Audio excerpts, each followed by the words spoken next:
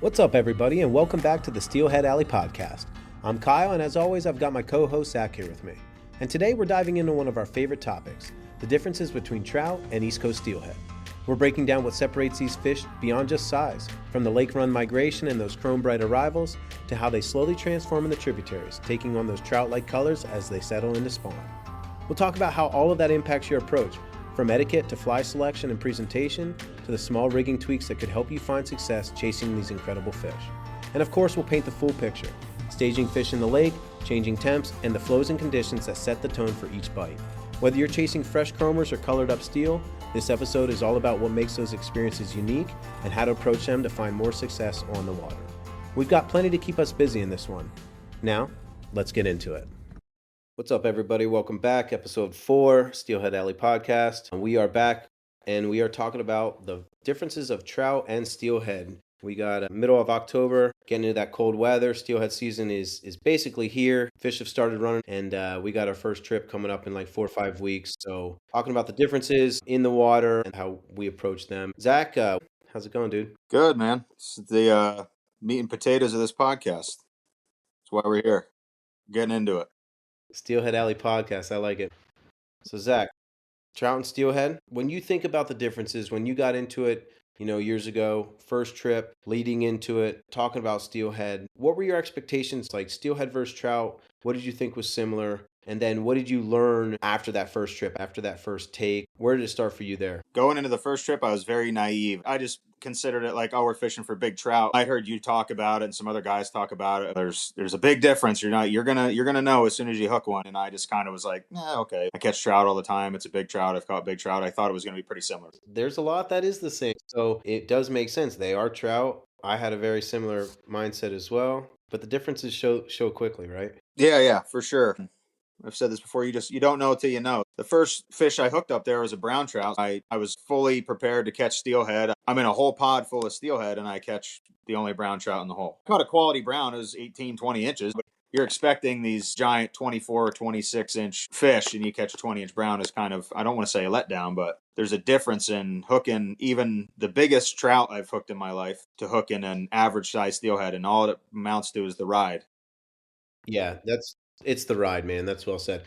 I want to backtrack. I want to highlight your brown trout. Zach's first trip, how many years ago? I've never seen a brown trout caught up in Erie in the tributaries. And sure enough, we go up with Zach, and his first fish is a brown trout. So it was awesome. But to that point, it didn't fight like a steelhead. I mean, it was probably 20 inches. So even at first, there was even a moment of like, what is this? And the other thing is, at the time I was using a 7 weight, so you have big beefy tackle and big rods. So I kind of just horsed it right in. It's not like hooking it on a 3 weight. You're catching a quality brown trout, but you're using a bass rod essentially. You're using a big rod. It was cool, but I still didn't get that effect of hooking a big brown on a small rod.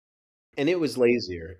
Yeah. You alluded to the ride. It did not have the ride. Even because we catch jacks, jacks are sub 20 inch steelhead, kind of on their way to getting those steelhead bodies. They are even juiced and take you for a ride. Again, great brownie, but not what we were there for. Yeah. And the other part, I was kind of almost cocky to the point where I thought my success on trout streams was just going to immediately translate to steelhead, and I was just going to go up there and kill it. Because I had heard there could potentially be a ton of them there. To me, if I can see fish, I can catch fish. You know what I'm saying? At the time, I was like, I know I'm a decent fisherman. I know I'm not going to go up there and get handed my ass, but I did. It's humbling. You develop a skill set to where you're confident in what you're doing, and you don't have many days without success. And then you go up there thinking this is going to be the same, just on a bigger scale. But at the same time, in my mind, I was like, I have a bigger rod, I have bigger stuff. So like, it's the same. And it humbles you very quickly. It does humble you quickly. We're going to talk about a lot of these factors here as we're getting into it. One of the biggest differences, it's hard to really understand, aside from the fight of the fish, aside from hunting the fish, if you don't get a good run of water, or if you hit the weekend wrong and it's dry or something, you could spend a lot of your time just searching for the fish. Even though you have these trout tactics, this trout ability, if you're fishing a fishy run, because that's what we're doing, we like green colored up water up there, feeling just like a trout run. We're hunting them just like trout fishing in that sense. But if you can't see in that run, there's a chance there's no fish in there.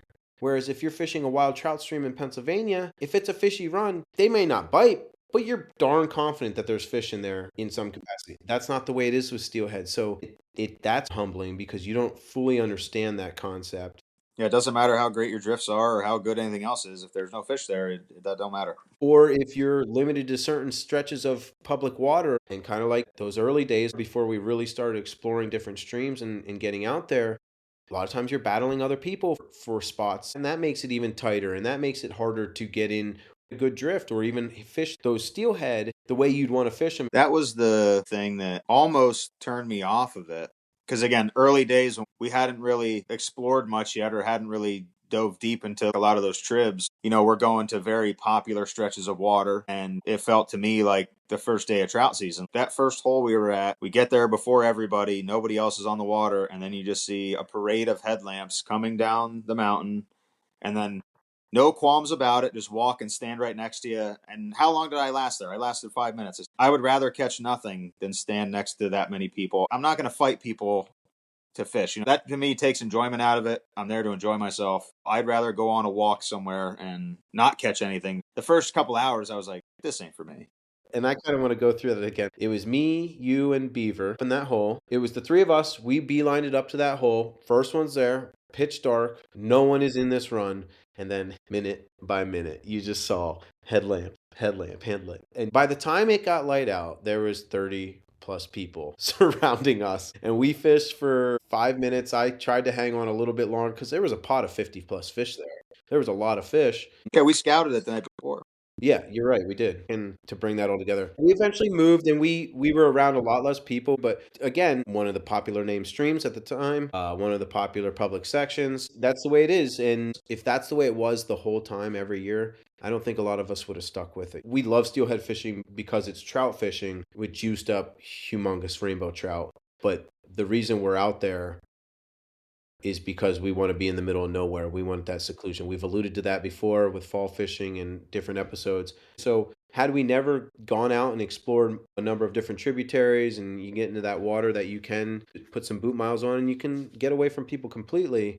And I think us having that mindset is why we were able to branch out so quickly. We didn't just settle for like, all right, this is how it's going to be every time. We're just going to have to fight these guys and get to the hole first and not move for 12 hours. So we started moving down and up to that same stream, to switching streams, to finding 4 or 5 streams. And now we have spots everywhere from, all of us exploring.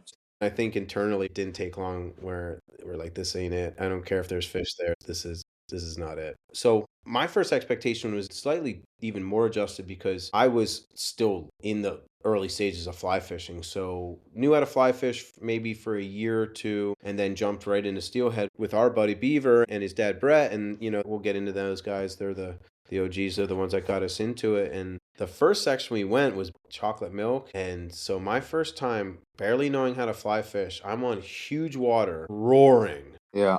Roaring, dude. And I'm just casting an indie out there. I'm like, I don't know if I'm doing this right.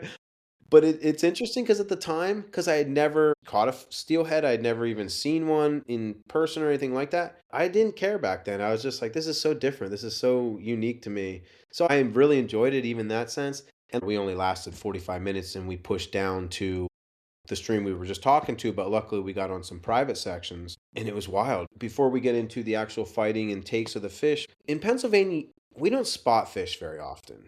No. And honestly, I don't know if I'd want to spot fish that often. It's cool sometimes. It's neat. It's different. But it's nice just hitting trouty water, riffles, just doing your thing. And you get that surprise. You're like, oh, snap, I hooked into a big fish.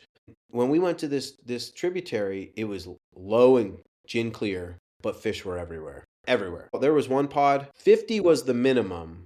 And there is no one up on this water. But again, I didn't know how to fly fish that well. And there was almost no drift in these holes. So super spooky fish. Adjusting to all that was very, very different. But seeing fish like that, of that size, in that quantity of groups, in a trout stream that was 30, 40 feet wide, sometimes skinnier, blew my mind. The difference just visually of that experience hooked me. Seeing those types of fish in the same type of trout streams that we are fishing back home, and there's average 25, 26, 27-inch fish in here. So the visual for me was so different once I saw that. And then I did catch 2, one out of that big pot of fish, big buck, red band buck. And it was all over for me after that. It was it was awesome. And now we are here, and like you said, we have how many different streams in our back pocket, still hunting more sections of those streams, still searching and expanding. And I think recon from that perspective is fun for us. We enjoy searching new water, searching new environments. If we know there's a potential to find more fish, something different, whatever that is, just like trout fishing, it's like, oh, let's try this blue liner, or let's try this tributary, or potentially find a new section. We've been talking about differences, but those similarities from the beginning, I think, really helped as well. And once we got out of that initial shock of, man, these people are different up here. Not only were there big crowds of people, but their mentality is different. The ones that are swarming to the holes like that, I'm not trying to be rude, doesn't matter what kind of rod you're fishing with, flies, spin, doesn't matter. You have a different mindset than we do. And that's okay. If you want to go battle people and you want to hang out at those holes and talk to people and get your lines tangled, teach their own.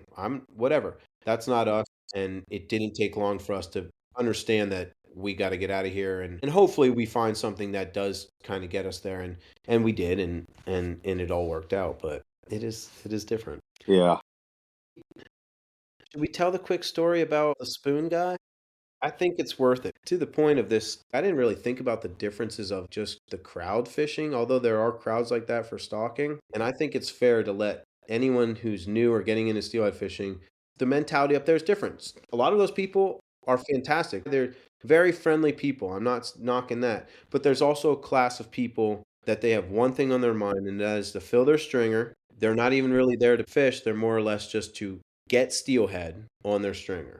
And I didn't say fish for steelhead on their stringer. Yeah. Alluding to that, this same trip, when Zack caught his brown trout, we moved downstream. We were getting into a couple steelhead. There was like 4 of us, and then there was 1 or 2 guys or something in this same line. But there was small groups of steelhead in this section, and we weren't really getting that bothered. Every now and then a guy would try to come in and whatever. But there were fish there. We were getting into them and having a good time as we're kind of learning this thing. And then me, you, and Dave are kind of in this line. Mm-hmm. And then 2 guys come up, and I'll let you kind of take over. And so, yeah, you kind of set the backdrop there. Like you said, we all had plenty of room, and there were other people around, but nobody was crowding anybody. Maybe on a trout stream, I might have been offended by people getting that close, but I understood what it was. And people weren't overstepping, but everybody was kind of catching fish and having a good time. And these 2, I don't want to call them kids, probably 20-something-year-olds. They come walking up with spin rods and giant, 5-inch metal spoons on them. I haven't seen anyone catch one on a giant spoon like that legitimately. Maybe they know something I don't, but these guys weren't trying to catch them. They were swatting at their heads. So it's me, Dave, then you, and we're all probably within a rod length. So we probably got 10, 15 feet between us. But anyway, this kid comes up and stands right in between me and Dave and just starts casting the spoon right on top of these steelheads, right on top of their backs. I was kind of in shock at first. I'm like, no way, he's not going to stay here. And then he just kept standing there and kept doing it. And I'm looking at him, and I have an anger problem as it is. But to me, it was disrespectful. Like, you don't have a care for anybody. You know what I mean? So I'm like thinking in my head, all right, this is my first steelhead trip. I've never done this before. I'm 5 hours from my house. I'm down in the middle of a place I've never been to with a bunch of people around. Am I going to have to go at it with this guy? I don't want to do that, but I'm also not going to stand there and let this dude do this to us. In fairness, real quick, just to give even a little bit more visual. So the dude split the hairs between you and Dave. And he already had this like attitude about him. Like, he walked in there like, deal with it. Yeah. Not only was he splitting us like that, but when you say casting onto the backs of the steelhead, he was literally lobbing the spoon onto the fish and then just jerking it. Yeah. Trying to literally hook him in the face with it or hook him in the back. It was blatant what he was doing. And like, we weren't even there. It's one thing if somebody come up and you talk to him for a little bit, you know what I mean? I'm cool with that, but not say hi, not say anything, and just kind of be like, this is my spot now until I'm done with it. That kind of just rubbed me the wrong way. He was ruining the fish. Those fish weren't agitated. We were drifting through them. He came in, not only was he trying to just snag fish, but he blew up the hole. He blew up those runs. Don't do that to a trout fisherman. No. You talk about etiquette, the etiquette up there is kind of out the window with some people. And that's anywhere you go. Up there during the thick of a run, especially when we were on popular stream, public spot, you're going to run into that. But I guess I just wasn't prepared for that mentally because I'm not that ignorant. And so anyway, I'm literally debating in my head, like my first trip, I'm around Dave. I don't know that well. It's my first time meeting Dave. So you know me, but he don't know how I am. So I'm like, am I going to have to be the guy to get in an argument with this guy? And he was arrogant enough to where, is this going to come to blows on this creek? Am I going to get arrested on my first trip? I don't want to do that. And then almost right as I'm about to say something and like lose my mind, Dave, who to me, unassumingly, because I don't know Dave, right, calls this guy right out in front of me. It's just like, yo, like, what are you doing? And Dave's right? pretty mild-mannered. Yeah. Not confrontational, does his thing, not a confrontational person at all. And almost instantaneously, I was like, you know what? I like this guy. Because I was like, it was going to have to be me. It would have been, of course, Slice did this on the, and I just didn't want to put myself in that situation. And Dave immediately did it. And I was like, you know what? Awesome. And he called the guy right out. And they left shortly after that, So you were getting huffy and puffy, ready to react. And Dave chimed in immediately, was like, are you kidding me? Yeah. What are you doing? And the kid's response, we joke about it all the time because we can laugh about it now. Welcome to Erie. And you're like, oh, buddy, I don't know what that actually means. But man, it did not make me happy. Dave's like, what are you talking about? He's like, you guys haven't been up here fishing, clearly. You must be new, which is even more baloney. So he's implying that everyone is a total jerk like him, which is not the case. Yes, there are plenty of jerks up there. Etiquette is borderline non-existent, but he took it to a level that was hard for any of us to comprehend. Yeah. But you're right. He didn't last long. I mean, he blew up the hole. But I remember you even telling me that you're like, I don't know Dave, but I respect the hell out of him now. Yeah. So to everyone out there, especially as you're trying to search places to fish, just get prepared and it'll make it easier for you. If you have the expectation that that could happen, or someone will be a jerk to you, or someone will high hole you or low hole you, or you'll get both at the same time, it's still going to suck, but at least you know it's possible. It's still hard sometimes to understand that people don't know what they're doing or are new on the stream, and maybe if we are trout fishing, it's something they just don't know and they're learning. Steelhead, again, when the dude implied like it's his job to high hole and low hole and snag steelhead, he was implying this is the way it is, get used to it, welcome to Erie. It made it so much worse. Yeah. His attitude was so bad along with his actions, and it put a bad taste in all of our mouth. But over the years, we've come to learn that it is the minority. Yes, again, etiquette is very different up there, but he was one of the few outliers. Like, we haven't really run into someone of his magnitude since. Yeah, it just so happened to be the first trip for me was bang, 30 people surrounded me, to bang, this dude comes up and walks within 5 feet of me and is water swatting. Because I had been on one other salmon fishing trip way back in the day when I was younger. And that's why I never went back, because literally you stood in the same spot on the creek the whole day. And if you moved, you walked to the bank to blow your nose. Somebody's walking right into your spot and they'll take it. It's cutthroat out there. And when that all happened, I was just kind of like, man, if this is what it's going to be like no way. But again, the more we learn, the more we started exploring, the more we started walking. We'll see some other wanderers up and down the stream, and they'll walk as far as we do. But I think what sets our group apart is we are usually the people that are putting in the most miles, because you're seeing a lot of the same people throughout the day, and those people will be at those same holes and they don't move. Because the mindset of like, you don't leave fish to find fish up there, but I'd rather leave fish to potentially go find a hole that maybe only has 4 or 5 in it when a couple 100 yards later there's another one, than stand next to people like that or have that potentially happen to me again. Well, let's break that down a little bit. So on that mindset of you don't leave fish to find fish, and I think that we've been in both situations up on the steelhead streams where, and we know this, everything is dependent on flows and if fish are in the systems, if they've been running, and we'll kind of circle back to that in a little bit. But there's been times, especially if you're on public land, that factors in even more so. Like we said, that idea of you don't leave fish to find fish, especially for steelhead, means more than other types of fishing. So how did you interpret that when you got into it? I guess I just didn't fully understand. I thought if there was fish here, there's fish everywhere, right? When we know we have fish somewhere, we don't want to leave this and go find nothing. So again, if you take it Back to trout fishing, we're moving the whole time. We're fishing and we're moving. We don't stay in one spot for long. We want to see as much of the water as possible. We know we have stretches we want to get to. We know hold fish. When this creek gets low, it can be different, but the flows are good. We know they're going to have fish all the time. The trout are everywhere. Really worried about leaving something because you're going to find something. And they're resident. We're going to get into that. Even if it's too hot and they swim into a tributary for a little bit, they're eventually going back. Predominantly, they're in that stream where they live. That's where they thrive. Very different than steelhead, right? Yep. Yeah, and I guess I didn't comprehend that at first. If you're new up there and you're unfamiliar with tributaries and you only know that one creek, and that's the creek you're fishing for the weekend, if you find fish, fish them as long as you can. Because the cool thing with steelhead is they do recharge, and I'm not telling you go catch the same fish 2 or 3 times, but if you can see 10, 15, 20 fish in a hole, odds are there's plenty that you can't see in there, and they kind of like cycle.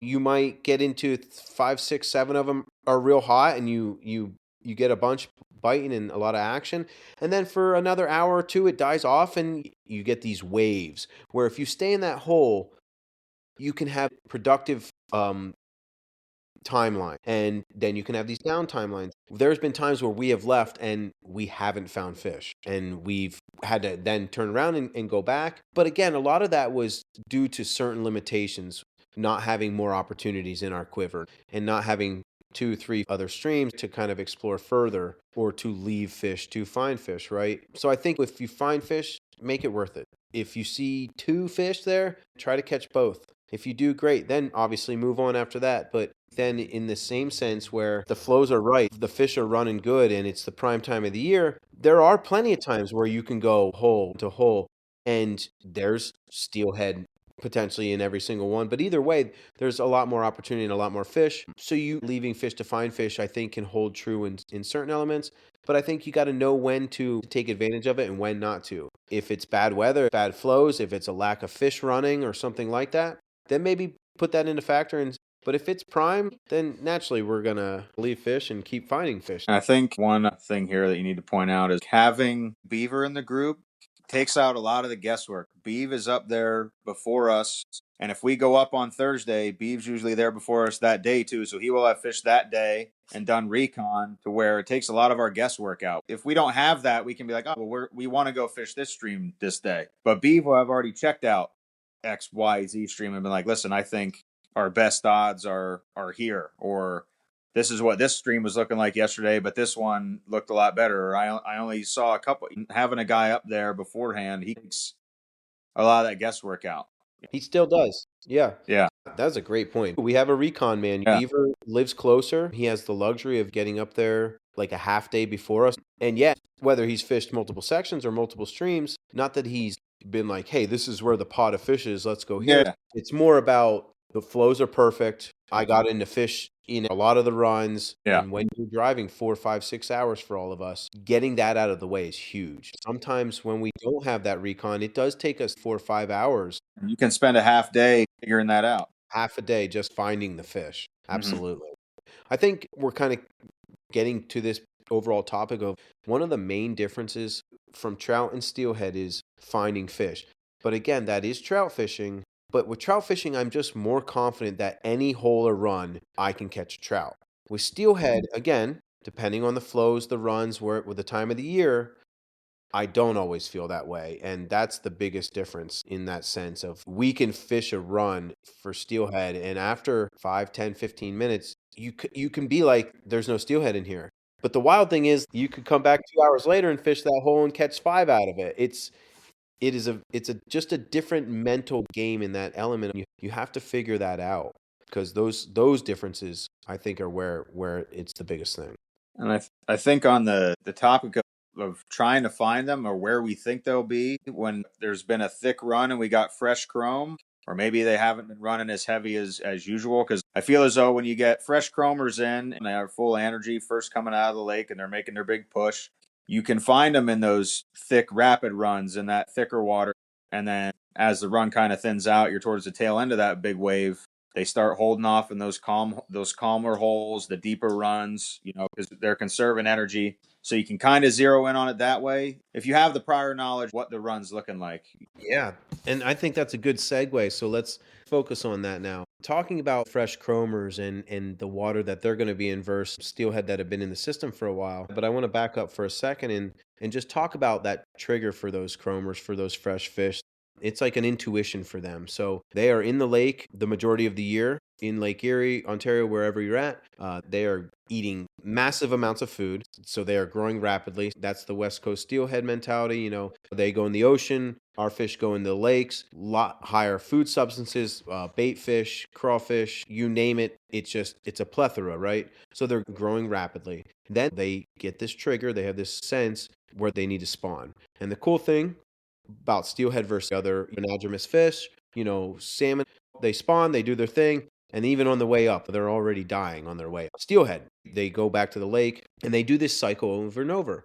But they get this trigger when they're ready to go. They'll start staging at the entrances of the tributaries. So you'll get hundreds, thousands of steelhead, and it's multiple things. But when the water temps drop in the lake and when flows they start getting rainfall in the tributaries. So they need a certain temperature in the lake to drop to.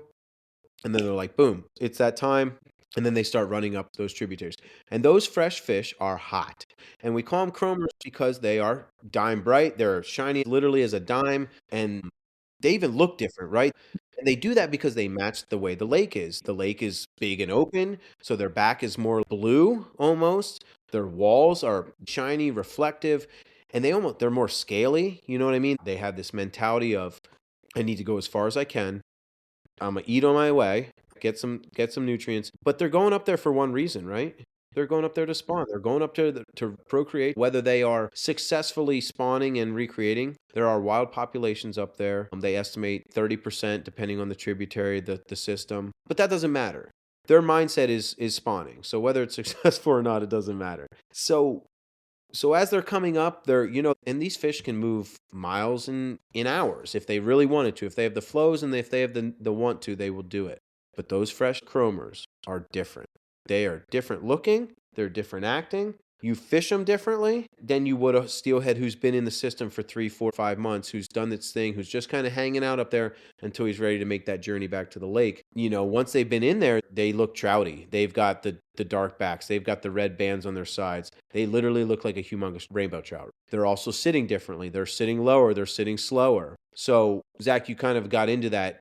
Where are you looking for a fresh fish versus later in the season? So if we're hitting a trip in November, fish have been in there for a bit, but a lot of fresh fish compared to, let's say we get out there in late winter. Fish are still running in slowly here and there, but a lot of the fish are in the system, been sitting for a while.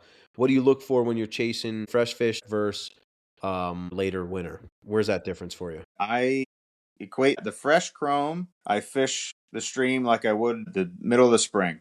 I'm fishing the riffles. I'm fishing the faster water. I'm not saying they're always going to be there, but your odds are better that they're going to be in the top end of the runs and sitting in the thicker stuff. Or you will have fish in there. Now there will be fresh chrome mixed in with the guys that have been there for a while. So the fresh fish, I'm fishing the same type of water.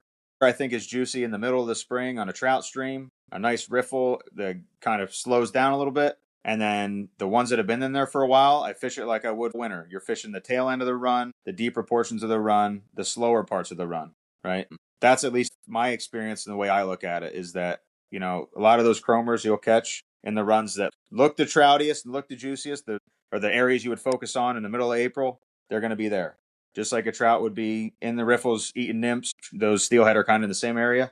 And then the ones that have been in there for a while, the ones that are colored up, they've expended a lot of energy running up the stream, however far it is. So they're going to hang out in that slower moving water because they don't want to expend too much energy. So longer they've been in there, you're in a winter trout mentality. The fresh chromers, I'm into a spring mentality.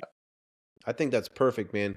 It is very much like that. And we talk about this, right? Trouty water, riffly water. If you trout fish, it makes everything easier up there. But you look for that trouty water that they are in, those riffles and stuff like that. And because they're even feeding a little bit differently, right? And their mission is moving. They're in the head of that riffle because when they get flows, they're moving up to the next head of the riffle. They're moving even at night. They don't need extra water in a sense. But then you get into later winter, and not only do they change colors, they look more like a trout, but then they are in more of that winter mode. Not always, but usually they are sitting low and slow, kind of conserving energy, eating stuff that comes by, and not expending as much energy to get that food, right? So let's talk about that now. How are you fishing them differently versus ones that have been in the system for a while? Are you using different weight or different flies? Because I know for me at least, I do have slight adjustments in fly selection, kind of like spring flies versus fall flies, right? I think the flies that I'm going to use are going to be generally the same. So they're almost like the stalkers. Your margin for error is a little higher. They're going to move a little more for something. You don't have to drift it right in front of their face. They got a little more spunk to them. But those ones that have been in there for a while, if you don't hit that perfect depth right away, you just kind of got to dial that in. You got to slow it down, maybe add a little weight, you get down deeper, make the drift slower, really let them get a look at it before they're going to eat it. If they've been in there that long, they're smarter. They've seen 9 million flies and 9,000 different egg patterns, and they've seen it all. You got to really make it perfect for them to want to eat. And I think pattern for me, in my mindset, doesn't matter as much. You really have to dial in that drift and hit that perfect line and hit that perfect depth to get them to eat. You know what I'm saying? Where those fresh chromers, they haven't seen as much, so they're going to be a little bit more eager to eat. And let's go twofold on that. So, like you just said, they are not as eager. They are also not as willing to move. You were alluding to that, getting that right drift and that right alignment with that food.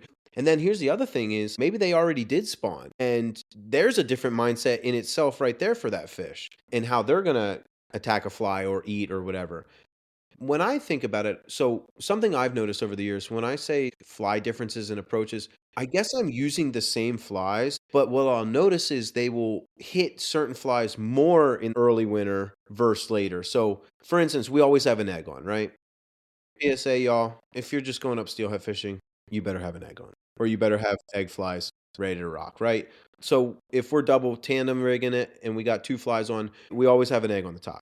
But I've noticed early in the seasons, they don't necessarily hit eggs as consistently. They still do because it's in their DNA to eat them. But if it's early, a lot of those fish haven't been dropping eggs yet. Yeah. So a lot of the eggs aren't coming down the system, so they haven't fully tuned in, fully switched their brain and like, oh snap, there's a ton of eggs. Whereas Ontario, the salmon are dropping eggs. So steelhead follows salmon into Ontario, and that's part of the trigger. They have this plethora of eggs coming in all the time. But the other thing is I've noticed them to eat more buggy. Yep. Early season, more stoneflies, more things like that early season. But I've noticed buggier patterns, more trouty patterns, I guess. I use a little bit more, especially on my point fly, my bottom fly. And then I gravitate towards, and maybe a little less weight. Not really. It's always a lot of weight. You always just want to get down for steelhead. If you need more weight, put it on. Tie them into your flies. Add split shot if you need to. Getting down to steelhead is key.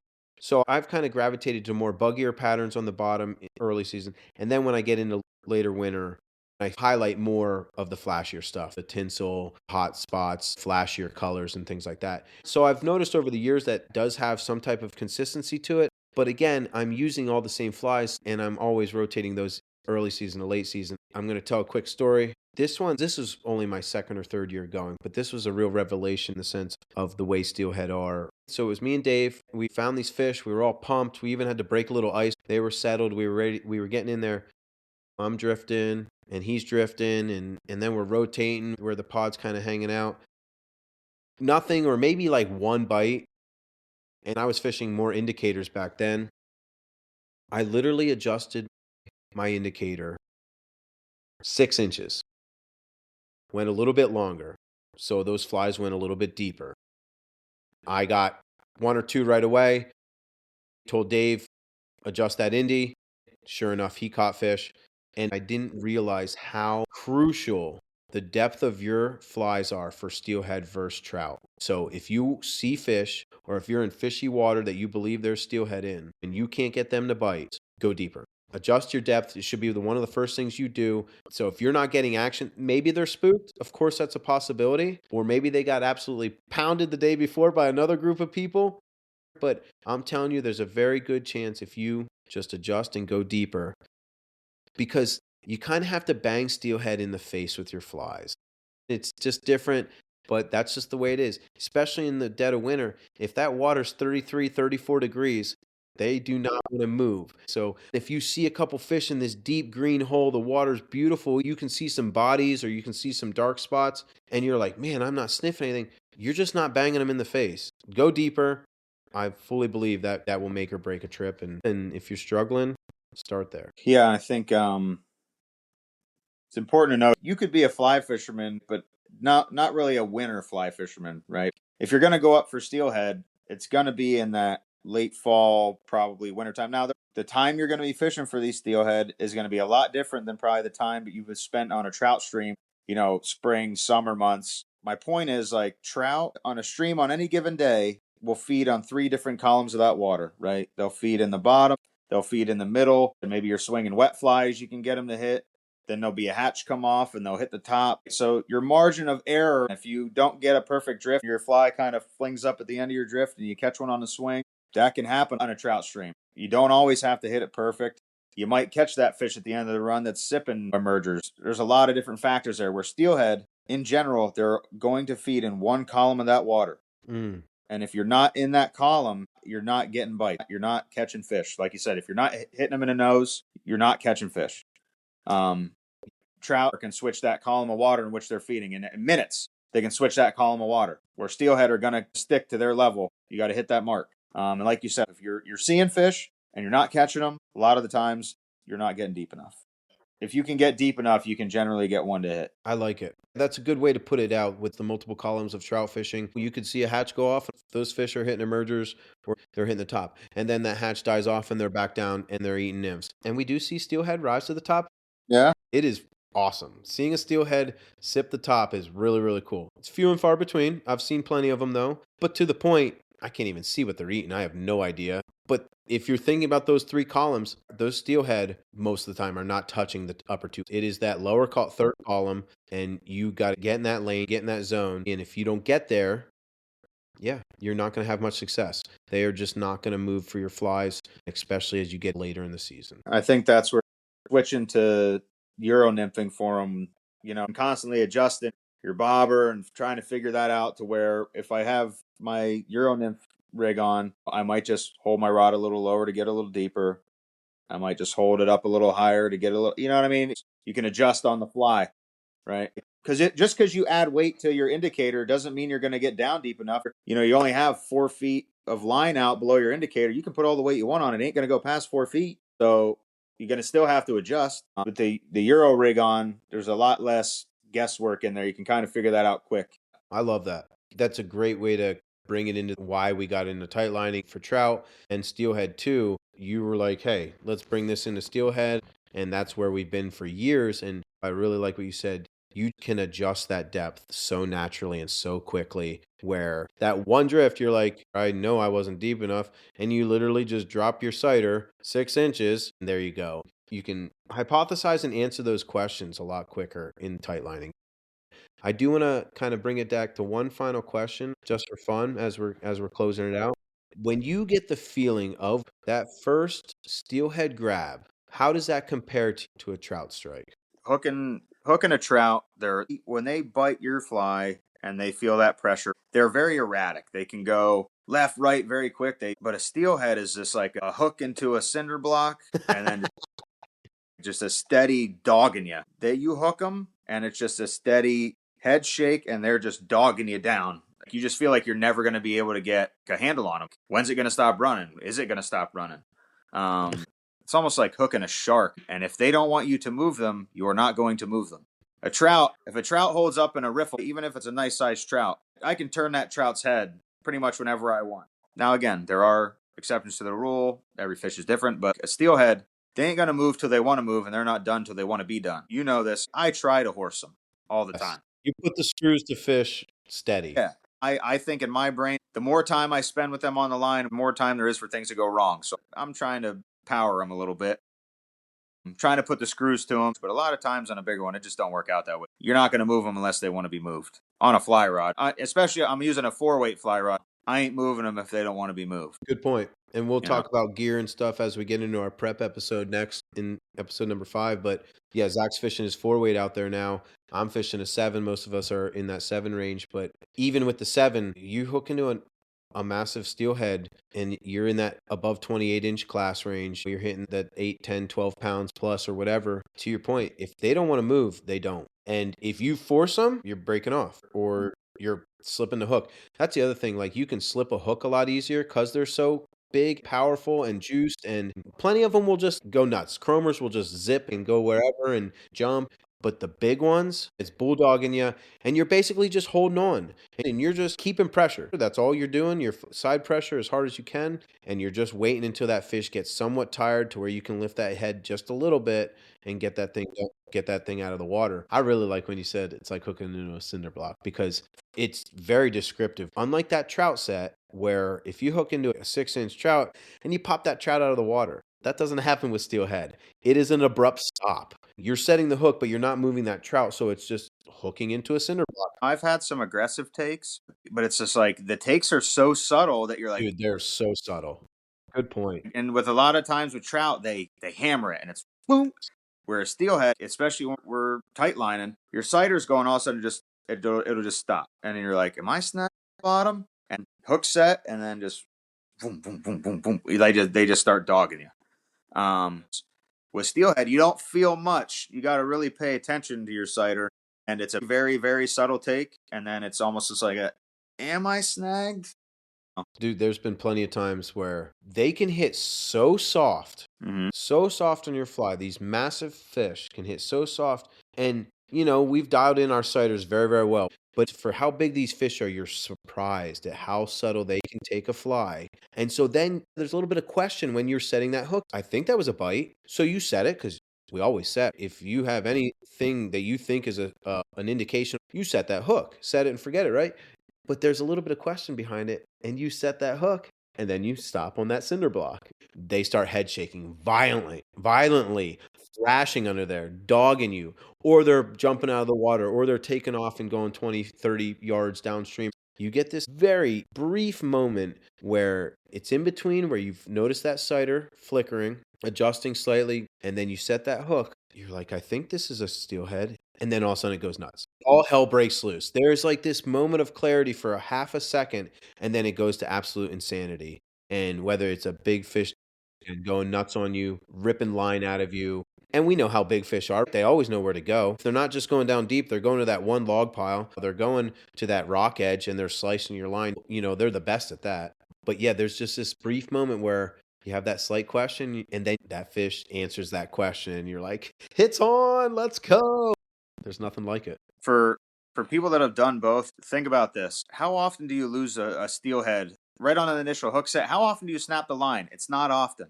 If you're going to lose it, it's after you've hooked them and they start running and it's something you mess up along the way or they run into something, right? Good point. I snap off trout on a hook set, or maybe they get me by surprise and at the end of my drift and they hammer it and I snap my line because it's like a reaction.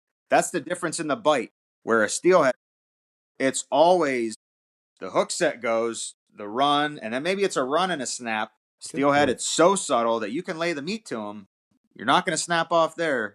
You're going to break 99% of the time in the middle of that fight somewhere, which should just show you the subtleness of their takes. Yep, I agree. Absolutely.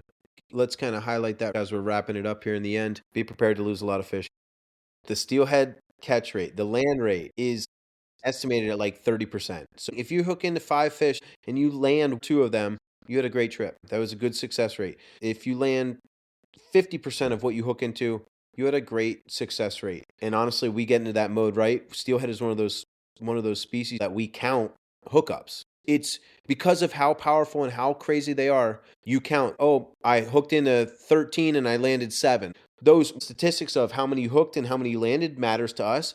If you have a 3-minute ride and you lose the fish, you still had a great time, so that action counts. We've all had days where we hook into plenty and you land 1 or 2. Yep. And we've had days where we hook into 7 and land 6. It can vary. A lot of things have to go in your favor for that to happen. Again, you can be very, very skilled. It helps knowing how to fight them and how they react. Because a lot of time, if you're fishing structure, they're going to dart there. And if you can't keep them out of it, odds are you're going to lose. So bring a lot of tackle. Bring a lot of terminal tackle. There you go. Bring a lot of flies. Bring a lot of tackle. We'll get into that in 2 weeks for the next episode. And then kind of the last thing on that note is breaking off. There's a lot of slate, there's a lot of rock edges, but a lot of times they're just spitting hooks. Mm-hmm. They are thrashing so hard, whether it's doing backflips in the air or just head shaking. They're so big and violent that they can loosen that barbless hook just a little bit, and it pivots and they pop. It's felt personal where they've jumped out, spit the hook, and I'm pretty sure they've winked at me and then dove back in and kept swimming. So that's another part of it. They know how to throw a hook like they've been trained their whole lives to do it. Like you said, bring a lot of flies.